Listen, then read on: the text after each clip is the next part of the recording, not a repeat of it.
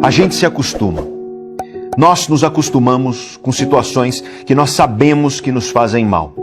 Relações, projetos, carreiras, situações das nossas vidas, pessoas que cruzam a linha do respeito e a gente aceita. Nós nos acostumamos, inclusive, com as armadilhas que nós mesmos colocamos no nosso próprio caminho. A autossabotagem, a procrastinação, os medos e as inseguranças que nos paralisam, a ansiedade que nos mantém parados sem mudar aquilo que precisa ser mudado, a falta de foco porque nós não priorizamos o que precisa ser priorizado, o esquecimento constante porque o nosso cérebro vive sobrecarregado.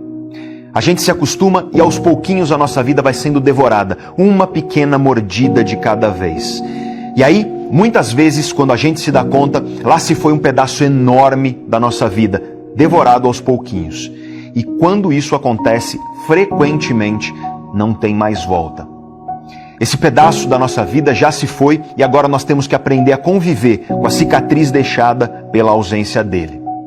A gente se acostuma, mas não deveria, porque as consequências de se acostumar são muito perigosas e muito tristes. E a grande pergunta, então, que fica para nós é: por que nós nos acostumamos com as coisas que nos fazem mal?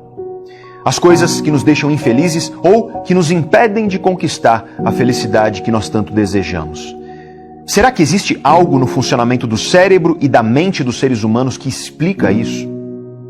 Na Roma Antiga, 4 anos antes de Cristo, nasceu um cara chamado Lúcio Aneu Sêneca.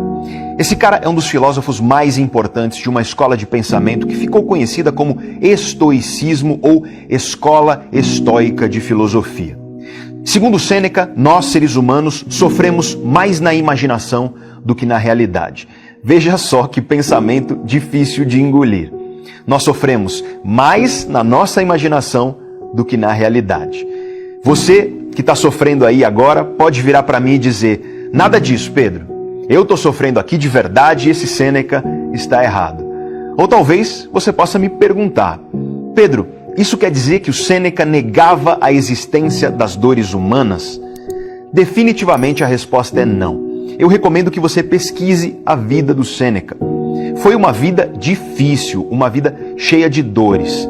Ele era senador de Roma, foi acusado injustamente mais de uma vez na vida, foi banido, foi exilado, perdeu pessoas que ele amava, perdeu aliados, perdeu amigos e ele terminou a vida como tutor do Nero, um dos maiores tiranos que comandaram o Império Romano. E depois de uma vida cheia de dificuldades, o Sêneca foi condenado injustamente à morte.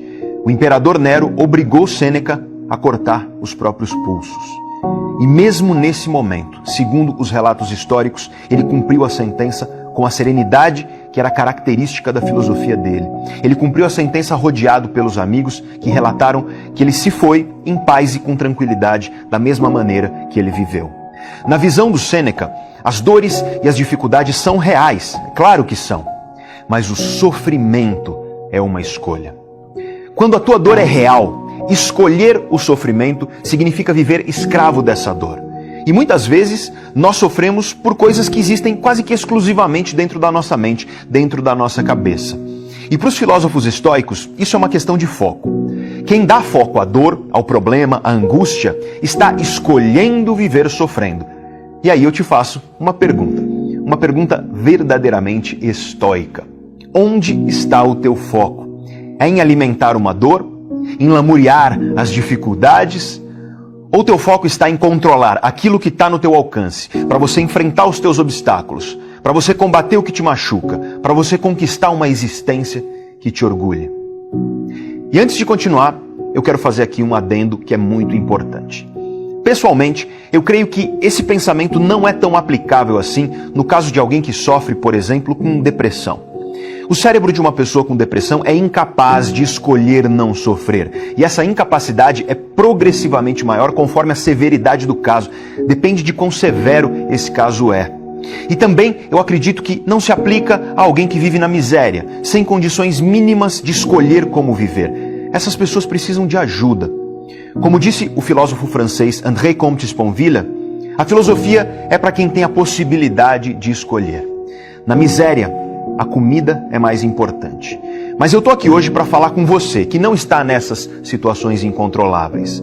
Eu tô aqui para falar com você que está com o cérebro relativamente saudável, que tem pelo menos alguma condição de agir de maneira diferente dessa que você está agindo agora. Você tem condição de agir diferentemente de como você está agindo, mas você escolhe viver sofrendo. Ou seja, você escolhe viver dando foco à tua dor, foco à tua angústia. E por isso você vive sofrendo. Agora, eu quero te lembrar do que eu disse no início do vídeo. A gente se acostuma. A gente se acostuma com o sofrimento. A gente se acostuma a viver sofrendo com algo que está nos causando dor. Pode ser uma relação, um projeto, uma carreira, uma situação. A gente se acostuma com nossos próprios comportamentos que são causa do nosso sofrimento. Tem tanta gente por aí que sofre com a procrastinação, por exemplo. A pessoa sabe o que ela tem que fazer. Ela sabe o que ela quer fazer, mas ela procrastina. E a cada dia de procrastinação machuca essa pessoa porque não é o que ela quer. Mas ela foca na dor. Ela vive sofrendo, lamentando, reclamando porque não consegue parar de procrastinar. Tem tanta gente por aí sofrendo porque não consegue ter foco e disciplina. Tem gente sofrendo porque tem medo. Medo de que as coisas não deem certo, medo de que as coisas não aconteçam como o planejado. Tem gente sofrendo com inseguranças. Tem gente sofrendo porque quando começa a mudar aquilo que precisa ser mudado, rapidamente a pessoa deixa a bola cair. Ou seja, tem muita gente que sofre porque não consegue ter constância na sua mudança. Tem gente que sofre porque começa várias coisas, mas não consegue terminar quase nenhuma, ou às vezes nenhuma. E esses são apenas alguns exemplos daquilo que nós chamamos de autossabotagem. E cada dia que você faz essas coisas, cada dia desses te machuca. Mas você escolhe focar na dor. E aí, focando na dor, você sofre, você lamenta, você se angustia, você reclama. E a vida segue igual. Você vive em sofrimento, escravo dessa dor, porque a dor continua lá. A gente se acostuma a essas coisas. E a gente se acostuma porque as coisas ruins, as coisas difíceis, as coisas que nos causam dor, raramente aparecem de repente na vida. Raramente as coisas ruins surgem do nada. Uma tonelada de dores de repente do nada na sua cabeça. Isso pode acontecer, é claro, mas é raro. A maioria das dores surge aos pouquinhos. Você não se torna o rei da procrastinação de um dia para o outro. De repente, você que era disciplinado, focado, diligente, do nada você acorda o mestre da procrastinação. Você não acorda totalmente sem foco, totalmente sem disciplina, completamente amedrontado e inseguro. Você não acorda de repente assim. Essas coisas vão se construindo aos pouquinhos na tua vida. E a mesma coisa vale para situações às quais nós nos acostumamos. A relação que te faz infeliz não foi de repente. O amor foi embora aos poucos, sendo substituído um pouquinho de cada vez pela negligência, pelo descaso. A tua saúde, aliás, não vai embora de uma vez. A cada dia que você escolheu ficar sentado no sofá em vez de se exercitar, comer açúcar em vez de legumes, aos pouquinhos, a cada dia, tua saúde foi destruída. É por isso que a gente se acostuma. A gente se acostuma porque os males que corroem as nossas vidas vão surgindo de pouquinho em pouquinho. E o nosso cérebro é muito ruim para perceber pequenas mudanças. O cérebro tem facilidade para notar as grandes mudanças, mudanças chamativas, notáveis, de alta intensidade. De repente, um belo dia você acorda e tua esposa foi embora, teu esposo foi embora. Você fica se perguntando o que aconteceu. Porque para você estava tudo ok, tudo meia boca, tudo mais ou menos, mas ok. Tudo estava aparentemente ok até ontem. É porque teu cérebro não notou as microagressões no dia a dia. Teu cérebro não notou as micronegligências quando você preferiu falar ou esperar a tua vez de falar em vez de ouvir aquela pessoa que você dizia que amava. Teu cérebro não notou os pequenos egoísmos, as pequenas negligências, os pequenos descasos. E aí, de repente, a pessoa foi embora e você acha que foi do nada, mas não foi de repente e não foi do nada. Você só não percebeu aquela destruição que estava se acumulando e aí o castelo desmoronou. Meu amigo Flávio Passos costuma dizer que a vida é como uma casa. Quando você tem uma infestação de cupins na tua casa, você olha de fora e parece tudo bem, mas os cupins estão lá, destruindo tudo invisíveis. Até que um dia tudo desmorona porque os cupins devoraram as fundações, os alicerces da tua casa. E não venha me dizer que foi do nada, porque não foi. A maioria das coisas na vida acontecem assim. Invisíveis, elas vão destruindo a vida aos poucos. A gente se acostuma, mas não deveria, porque tua vida está indo embora, aos pouquinhos. A cada dia que você sofre com a dor que está aí, a dor que você sabe qual é, a dor que você sabe qual é a causa, mas você não faz nada para mudar. Tua vida está indo embora. A cada dia que você sofre porque está procrastinando, por exemplo, mas você não faz nada para solucionar esse problema.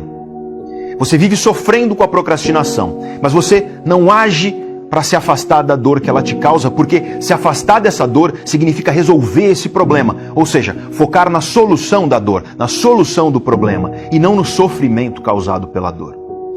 Você vive como escravo da dor, em vez de se tornar imperador da solução. E isso vale para todo tipo de autossabotagem, aliás. Para insegurança, medos paralisantes, aquele perfeccionismo que também pode te deixar paralisado, impulsividade, timidez, negatividade, pessimismo, falta de autocontrole, incapacidade de terminar aquilo que você começa, falta de constância nas mudanças que você quer para a tua vida. E tudo isso é sim uma questão de foco, mas não é apenas uma questão de foco. Isso é também uma questão de falta de conhecimento e de falta de ferramentas.